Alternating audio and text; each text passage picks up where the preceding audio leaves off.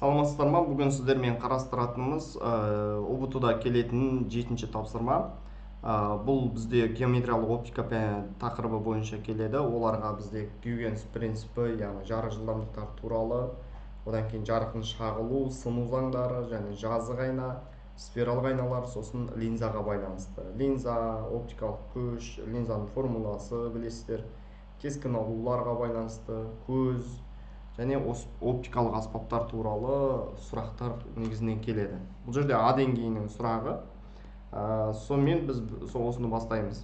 Енді бірінші біз жарықтың түзу сызықты таралуынан бастайық. Жалпы біртекті ортада күн сәулесінің таралу заңын түсіндіреді. Қандай заң дейді? Бұл жерде түзу сызықты ортада жарықтың таралу заңы жарықтың түзу сызықты таралу заңы деп аталады. Енді келесін айта кетейік. Жарықтың сыну заңы деген бар. Ол екі заң бар. Жарық сәулесінің түсу бұрышы мен сыну бұрышының қатынасы екі орта үшін тұрақты деген. Одан кейін шағылу заңы түскен бұрышы мен шағылу бұрышы бірдей. Сосын жарықтың тәуелсіз сәулелерінің таралу заңы деген бар. Келесі біртекті оптикалық ортада жарық түзу бойымен таралады. Егер орта біртекті болатын болса, онда жарық түзу бойымен таралады. Келесі сұрағымыз жарық түзу сызықты таралу заңының тұжырымдамасы. Егер орта біртекті орта болатын болса, яғни біртекті деген сөз ол былай, не ауада ғана жүреді, немесе ол суда ғана жүреді. Яғни өзінің ортасын ауыстырмайтын болса, онда жарық түзу сызық бойымен таралады. Келесі жарық айналып бетте қандай да бір бұрышпен түссе, сондай бұрышпен шағылады. Бұл заң бізде жарықтың шағылу заңы деп аталады. Яғни қандай бұрышпен түсеміз, сондай бұрышпен шағылады деген заң. Жақсы, келесі жазық айнаның формуласы. Жазық айна дегеніміз бізде кәдімгі біз үйде өзіміз қарайтын айнамызды айтамыз. Жазық айнада дененің арақашықтығы мен кескіннің арақашықтығы бір-біріне тең болады, және олар денелер бір-біріне симметриялы болады, яғни қарама-қарсы қарап тұрады. Сондықтан бұл жерде жауабы жаңағы екеуі тең болады деген жауапты қарастыратын боламыз. Келесі екі жазық айна арасындағы бұрыш 40 градус болса, алынатын кескіндердің саны.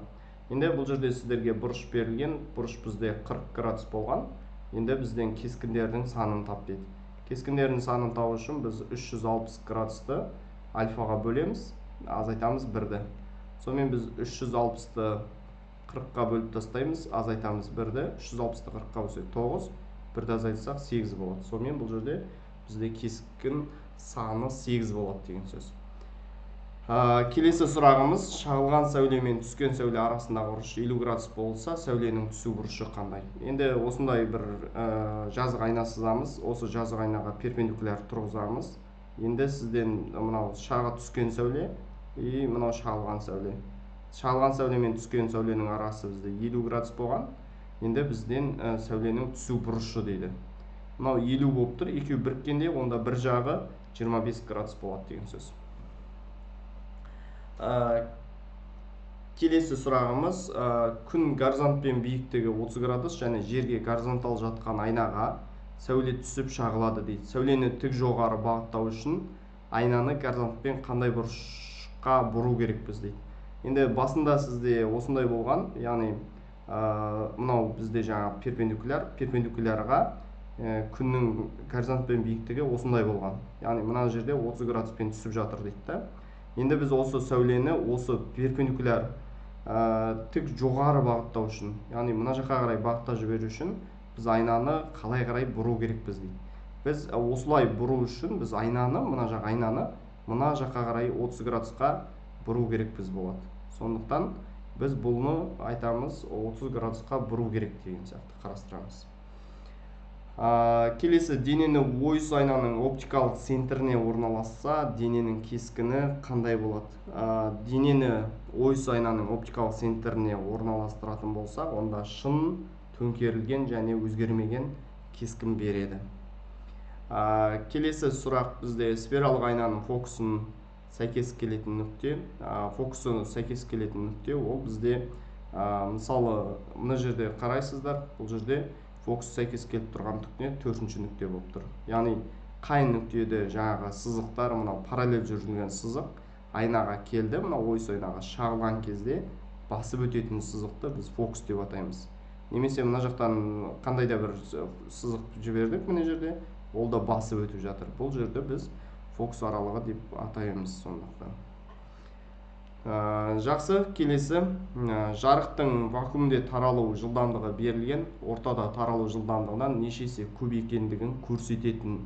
Яғни вакуумдегі таралу жылдамдығы, яғни соның мына жылдамдықтан неше есе көп екендігін көрсететін шаманы біз абсолютті ортаның абсолют сыну көрсеткіші деп атаймыз. Енді келесі 12-ші сұрағымыз, жарықтың бірінші ортадағы таралу жылдамдығы екінші ортадағы таралу жылдамдығынан неше есе үлкен екендігін. Яғни бірінші ортадағы таралу жылдамдығын екінші ортаға бөлетін болсақ, ол бізде салыстырмалы сыну көрсеткіші деп атаймыз. Енді ана жерде неге абсолют деп тұр? Өйткені жарық жылдамдығынан үлкен жылдамдық жоқ қой. Ал мына жерде жарық жылдамдығынан, бұл жердегі бірінші ортадағы жылдамдық сізге жаңағы жарықтың вакуумдегі жылдамдығы деп тұрған жоқ. Ол басқа бір орта болуы да мүмкін. Сондықтан бұл жерде салыстырмалы, яғни салыстырғандағы жылдамдығы деп айтамыз. Келесі сұрағымыз, суретте линзаға кескін алу бейнеленген, берілген суретке сәйкес жұқа линзаның формуласы. Енді бұл суреттен қараймыз, мына жерде бізде көріп отырсыздар, бұл шашыратқыш линза. Шашыратқыш линзада бізде дене қай жерде болса да кескін ол нөлден кіші болады. Одан кейін бізде фокусымыз, мына жерде қарайсыздар, фокусымыз сол жақтағы фокусты басып өтіп жатыр. Сондықтан бұл екеуі де 0 минус таңбалы болады деген сөз. Сондықтан бұл жерде А жауабын белгілейміз. Келесі сұрағымыз, биіктігі 8 см нәрседен жинақшы линзаға дейінгі арақашықтық 20 см дейді. Линзаға кескінге дейінгі қашықтығы 15 см болса, кескіннің биіктігі, яғни дененің биіктігі берілген, ол бізде 8 см. Дененің арақашықтығы берілген, ол бізде 20 см. Кескіннің арақашықтығы берілген, ол бізде 15 см. Енді кескіннің биіктігін тап дейді. Енді бізде гамма деген жаңа сызықты ұлғайту бар. Ол кескіннің арақашықтығын, яғни дененің үлкен аш пен кішкентай аштың қатынасы бір-біріне тең деген сөз. Мына жерден біз кескіннің биіктігін тауып аламыз. Кескіннің биіктігін табатын болсақ, кескіннің арақашықтығы мен дененің биіктігін көбейтеміз, дененің арақашықтығына бөліп тастаймыз. Сонда бізде кескіннің арақашықтығы бізде 15, 15-ті 8-ге көбейтем, бөліп тастайым жаңағы 20-ға деген сөз. Сонда бізде бұл жерде 6 см болады. Келесі сұрағымыз, төменде суретте жинақшы линзаның арқылы алынған кескін көрсетілген, дене мен кескіннің арақашықтығы қандай дейді. Мына жерде көріп отырсыз, бізде бірінші фокус берілген, екінші бізде кескін берілген, кескін төңкерілген кескін болған. Және бұл жерде фокус мысалы, енді бізге дененің арақашықтығын табу керек. В общем, бізге мына жерді тауып алу керек бірінші. Бұл жерде бізде формула мынандай: 1 бөлінген F тең болады. Қазір асықпай жазуым. 1 бөлінген F тең болады 1 бөлінген T қосылған 1 бөлінген кішкентай F. Кішкентай F дегеніміз мына аралық, фокус дегеніміз мына жер болып тұр. Фокус аралығы бәрі берілген.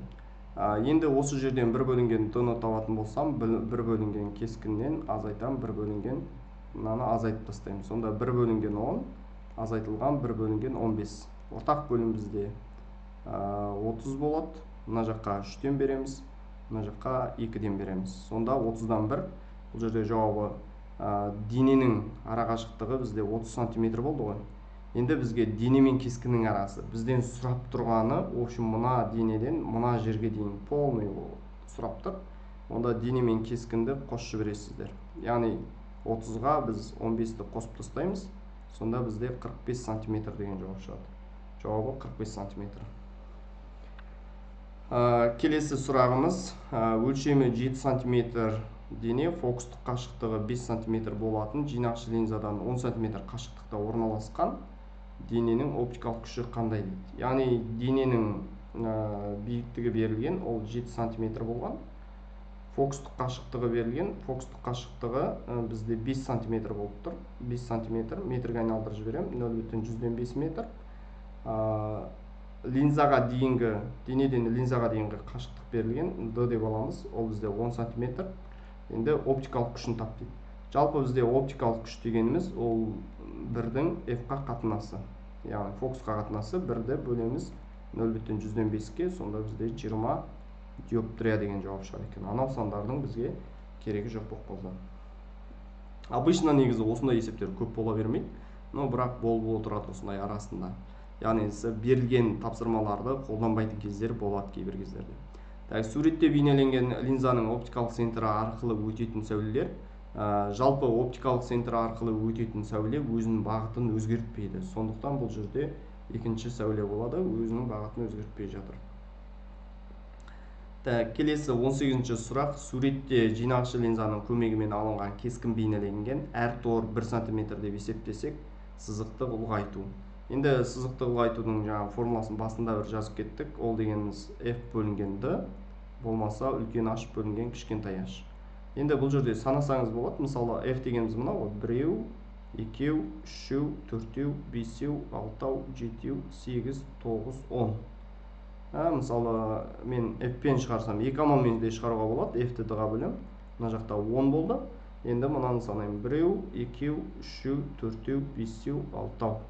10-ды 6-ға бөлем, сонда 1-де 67 болады.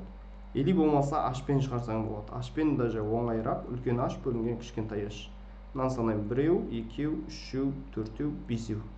5 болды. Мынаны санаймын сосын. 1, 2, 3. 5-ті 3-ке бөлем, сонда 1-де 67 болады деген сөз. Сонымен жауабы міне D болды деген сөз. Жақсы, келесі сұрағымыз суретте көрсетілген көздің кемістігі және оны жою үшін қолданылатын линза. Енді көріп отырсыздар, бұл суретте көз мынау денені кескіннің, яғни көз торының артында беріп тұр. Көз торының артында беретін болса, ол алыстан көргіштік, және алыстан көретін адамдар жинағыш линза тағады. Енді сіздер білесіздер, анау алыстан көретін адамдар деген үлкен кісілер көбінде дәптерді, кітапты оқығанда немесе телефон қарағанда осылай өзінен алыс ұстап отырады. Олар жинағыш линза тағу керек, себебі олардың линзалары жаңа қалың болады, білесіздер, недерін аталарыңыздан, апаларыңыздан көрген шығарсыздар. Суретте көрсетілген көздің ақауы, енді бұл жерде мына жерде линзаға қарай саламыз. Линза бізде шашыратқыш линза тағылған. Шашыратқыш линза тағылған болса, ол бізде жақыннан көргіштік. Енді көбінде жас адамдарда болады, бұл шашыратқыш линза, линзаға қарап тұрмыз. Немесе бұл жерде көз торының, яғни мынау тор ғой, мынау тұрған тор, осы тордың алдында кескін беріп жатыр. Алдында беретін болса, ол жақыннан көргіштік, және оған шашыратқыш линза тағу керек. Міне осымен біз бүгінгі қарастырайын деген геометриялық оптиканың негізі А деңгейінің сұрақтарын қарастырдық. Шамамен осындай сұрақтар ұбт-да кездеседі. Сіздерге сәттілік. Видеомызды қолдап жүруді ұмытпаңыздар.